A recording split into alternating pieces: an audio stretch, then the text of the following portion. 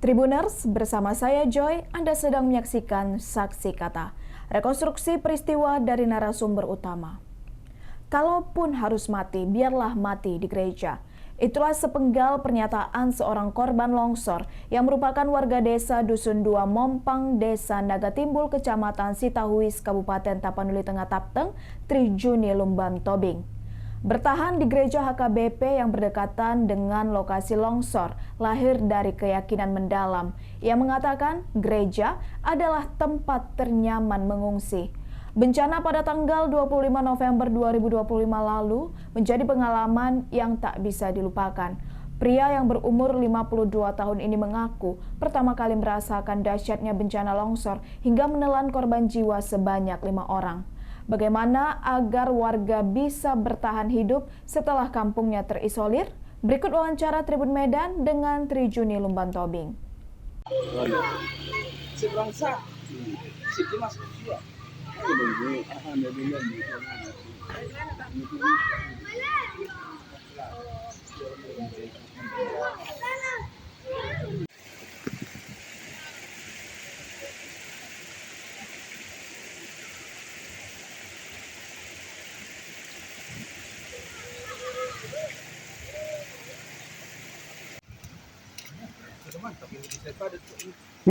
Padat kok desanya ini aja kita. Iya.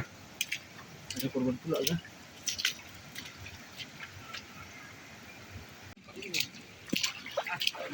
Dari kemarin siapa aja. Siapa tahu ngomong ke atas lagi kan. Udah ke sini ya.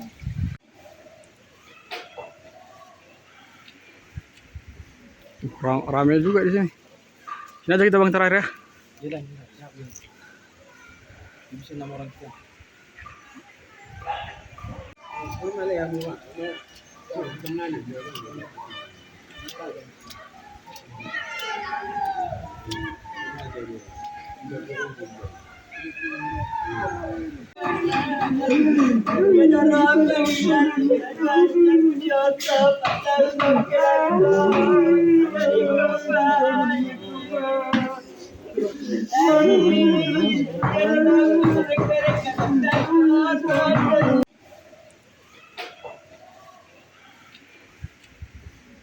Ramai juga di sini. Ini aja kita bang terakhir ya. Jalan. Bisa 6 orang kita.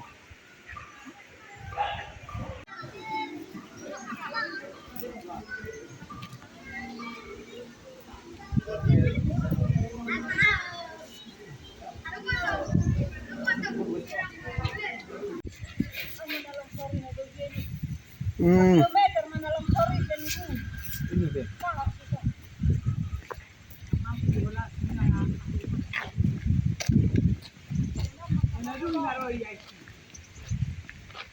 Rampas.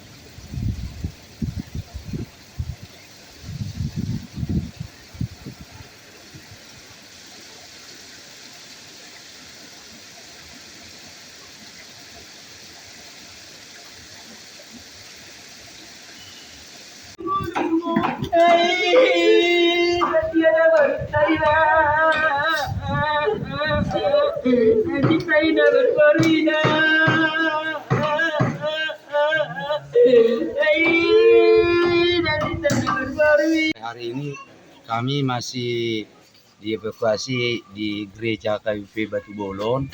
Tidurnya pun bersama masyarakat semua di Desa Nagatimbul Dusun 2 Mompang ini kami sama-sama tidur di dalam gereja. Dan untuk dapur umum kami persiapkan selama 10 hari. Gitu, Pak. Kondisi bahan pangannya, bahan pokok, kebutuhan kita seperti apa, Pak? Ya, terima kasih sama bapak-bapak yang telah menyumbangkan makanan pokok kami, yang memang kampung kami ini sudah terisolir. Kami harus menjemput bahan pangan dari desa Persingkaman, Tapanuli Utara, karena kebetulan daerah kami adalah perbatasan Tapanuli Tengah sama Tapanuli Utara, dengan berjalan kaki sekitar 6 km, Pak. Sebagian sumbangan ada yang diberikan oleh TNI Angkatan Darat, dari gereja, anak-anak rantau, termasuk pemuda rantau sekecamatan Sitahuis. Tapi semuanya harus dijemput ya Pak ya? Tapi harus dijemput dengan berjalan kaki, Pak. Nah, soal korban sampai saat ini ada berapa, Pak? Korban ada 5 orang, yang ditemukan baru 3 orang. Berarti 2 orang lagi masih. 2 orang lagi masih dalam pencarian. Seperti tadi pagi kami lagi tetap mencari korban Ibu Nurianti Borubangun beserta anaknya Daud Simatupang. Lokasi mereka itu pas di belakang kita, Pak ya? Pas di depan belakang kita sekarang. Nah, boleh ceritakan Pak, waktu awal kejadian itu kan Bapak juga sebagai saksi mata kan, bisa menceritakan bagaimana proses terjadinya bencana itu, Pak?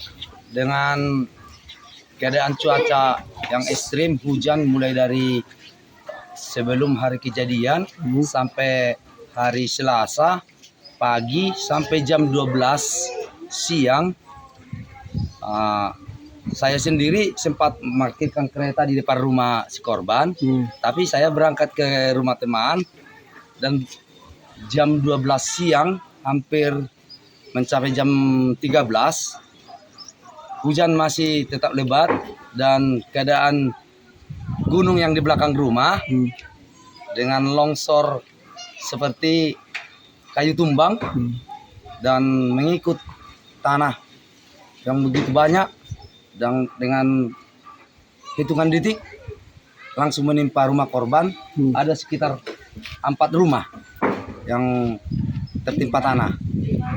Yang di belakang ini posisi sekarang itu kan longsor susulan yang kena. Ya, longsor pertama ada 4 rumah. Longsor kedua tambah 1 lagi, Pak ya? Tambah 1 lagi, tambah longsor keempat samping kita, Wisma Arion dengan rumah Pak Simatupang. Nah, sampai sekarang apakah bantuan tidak bisa langsung ke tempat atau gimana, Pak? Sampai saat ini, Pak, harus dijemput ke Persikaman karena akses jalan belum sampai ke daerah Tapanuli Tengah, masih di daerah Tapanuli Utara. Nah, ini kan 2 posko kan, satu di bawah ini, satu di atas kan. Nah, kalau di sini sendiri di bagian bawah, di bawah ini yang gereja HKBP itu ada berapa kakak, Pak? Kalau di sini 90 kakak. 90 kakak. 90 kakak. Yang di atas, sebagian pengungsi dari kampung ini ada yang naik ke atas karena mungkin takut longsoran. Nah, terpaksa bikin dapur umum juga di atas, di dusun 1. Oke, tadi ada pembagian tugas kami dengar juga. Ada yang sebagian mengambil beras, ada juga sebagian yang membereskan makanan di sini. Sistem pembagiannya gimana kira-kira, Pak? Ya, kalau ibu-ibu yang sudah lansia lah dibilangkan, mereka lah nanti yang masak makanan di dapur umum. Yang agak muda sama remaja menjemput bahan pokok ke Persikaman. Yang sebagian orang tua mencari yang korban hilang ya. Yang hilang. Tapi sampai sekarang akses listrik masih belum bisa, Pak ya? Akses listrik, lampu masih menggunakan ya genset lah. Ya, tapi kami sekarang sudah kehabisan bensin. Terpaksa kami main senter lah yang sudah numpang dicas ke listrik yang sudah hidup. Nah, khusus untuk kondisi anak-anak, apakah sampai saat ini anak-anak masih dalam keadaan sehat, Pak, atau gimana? Saat ini anak-anak masih keadaan sehat. Berarti obat-obatan masih ada, Tang? Obat-obatan untuk saat ini belum ada bantuan obat-obatan. Karena kebetulan ada di daerah kami ini yang pegawai dari puskesmas. Ya, ibu itulah yang sering mengobati kalau ada yang sakit. Artinya warga jemaat kita warga juga. jemaat Iya. ya. Oke, mungkin satu pertanyaan lagi Pak. Ini kan masih terus musim penghujan. Apalagi orang Bapak tinggal di pinggiran tebing. Kira-kira masih trauma Pak atau apa tidak? Tetap masih trauma Pak. Makanya sampai sekarang ini kami tidur di dalam gereja. Alasannya memilih gereja ini sebagai tempat pengungsian apa Pak? Karena gereja inilah yang paling lebih nyaman dari bukit Pak. Kalau longsor, ya mudah-mudahan jangan sampai ke gereja ini. Nah, jarak jauh dari bukit ke gereja ini ada mencapai sekitar 150 meter. Nah, untuk sampai sekarang apakah sudah bisa berkomunikasi dengan keluarga Pak? Sudah Pak.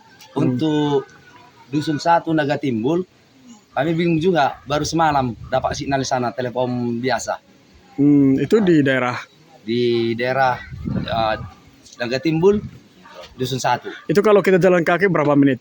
1 jam Pak. 1 jam. 2 kilometer. Hanya untuk menyampaikan pesan sama keluarga ya. Terima kasih sudah menyaksikan tayangan Saksi Kata. Ikuti terus peristiwa terkini di media sosial Tribun Medan. Download Tribun X sekarang, menghadirkan lokal menjadi Indonesia.